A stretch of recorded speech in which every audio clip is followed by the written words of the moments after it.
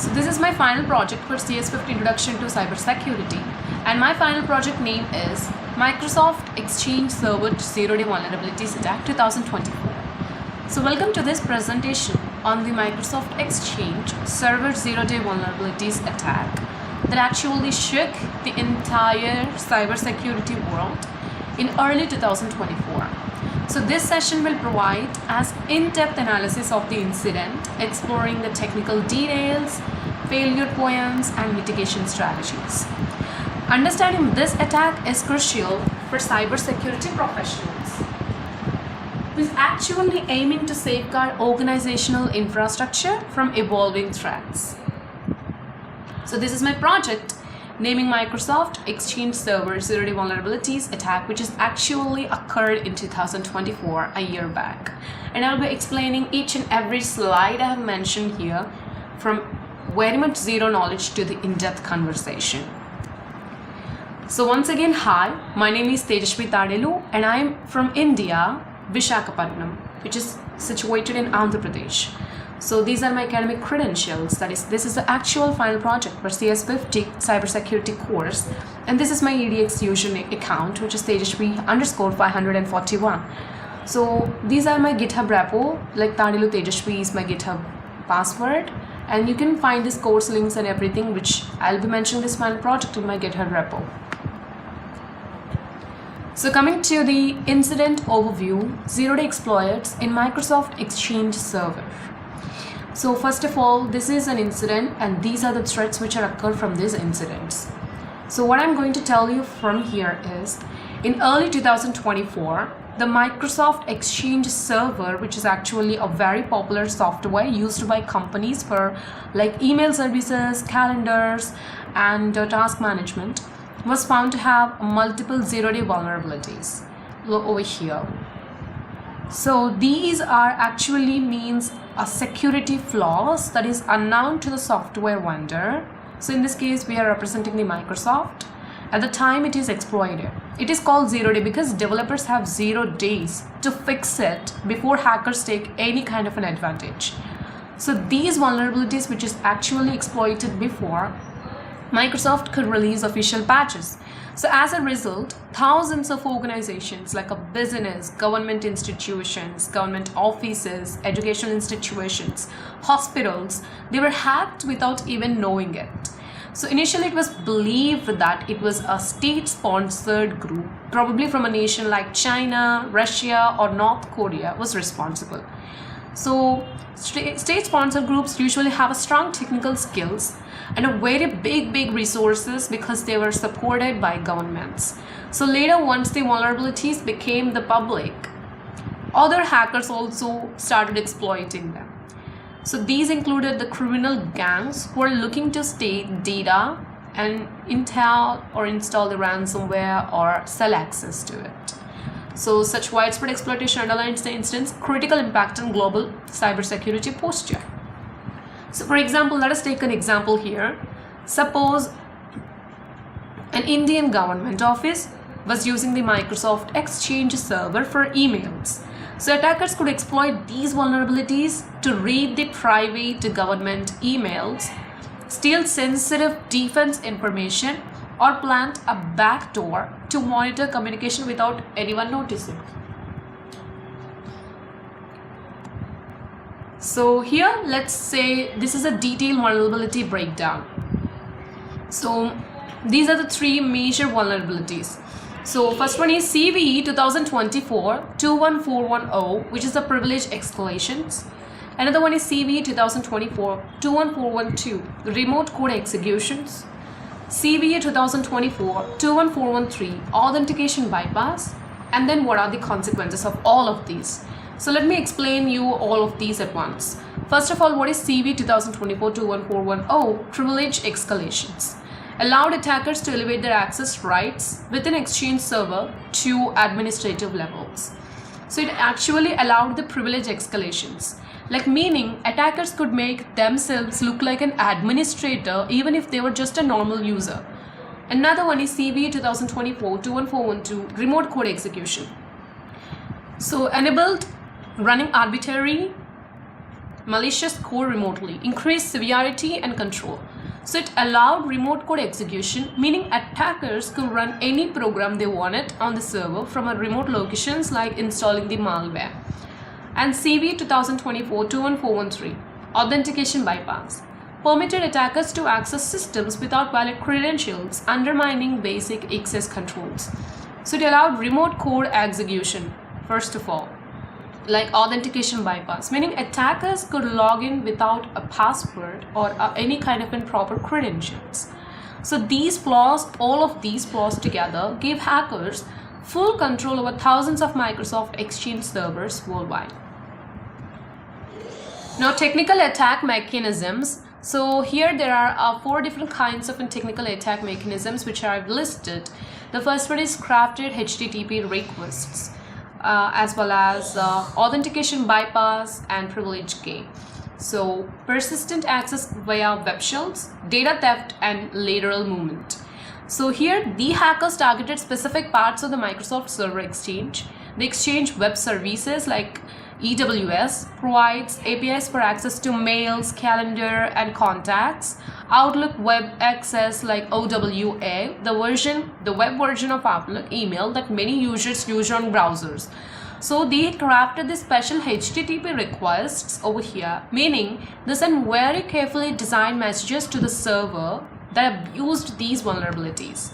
And authentication bypass, like using flaws in EWS, which is Exchange Web Services, or OWA, which is Outlook Web Access. So here, using these kind of flaws, attackers could log in without needing a username or without needing any kind of a password for it. And what is privilege gain or privilege escalations? Here, once inside they were user like CV 2024-21410, which we discussed before, to become these kind of an administrators. So they had full control over the server.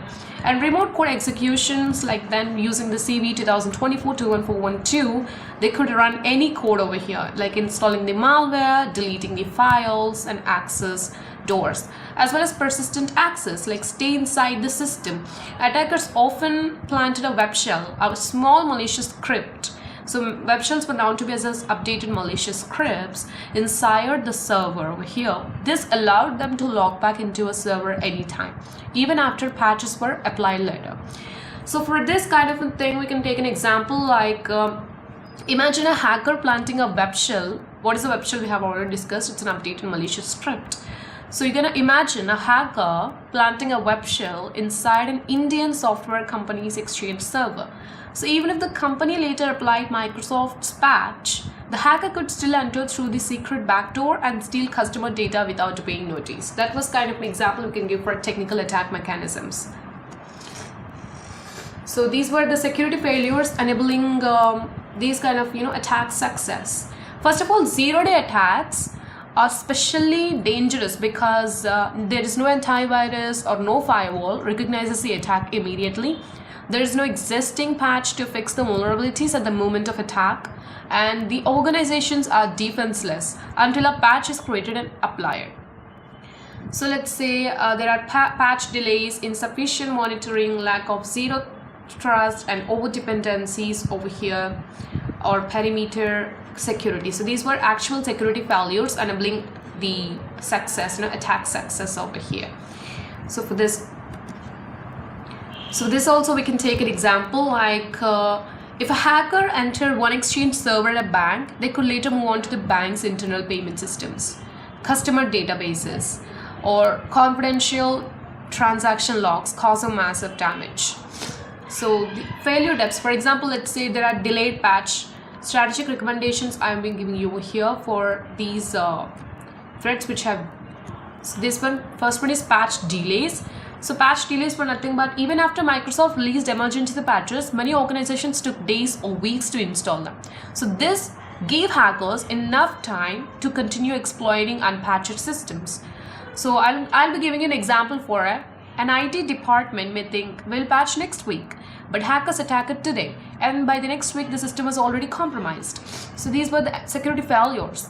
And then lack of zero trust. So most organizations trusted internal traffic, They assumed that once you are inside the network, you are safe. But hackers once inside could move freely without much restriction.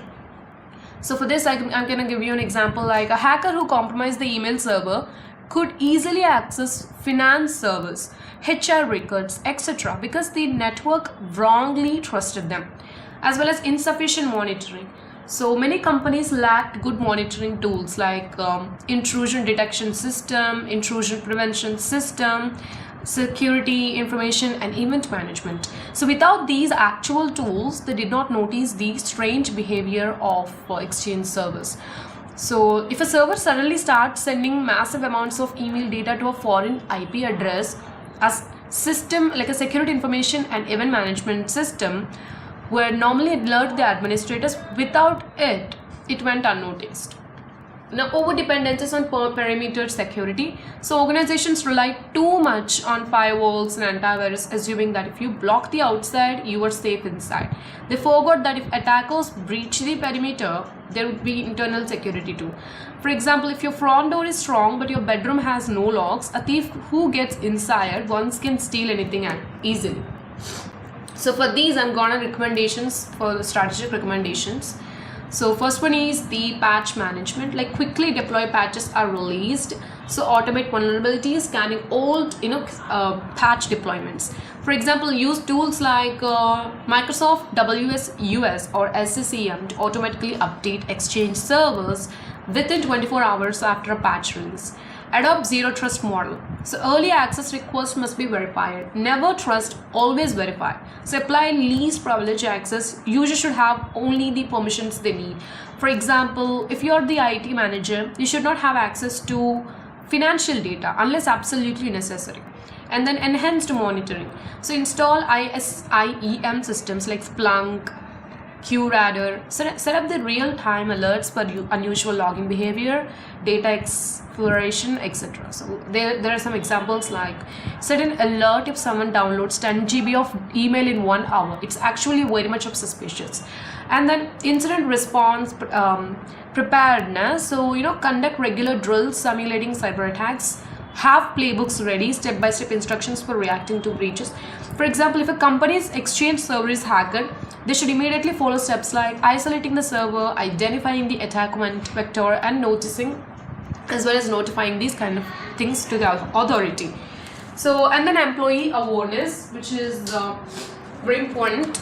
So regular cybersecurity awareness programs to teach the employee about the phishing attacks, suspicious mails, safe online practices. A simple mistake like an employee clicking a phishing email can allow attackers, hackers inside. And then web application firewall.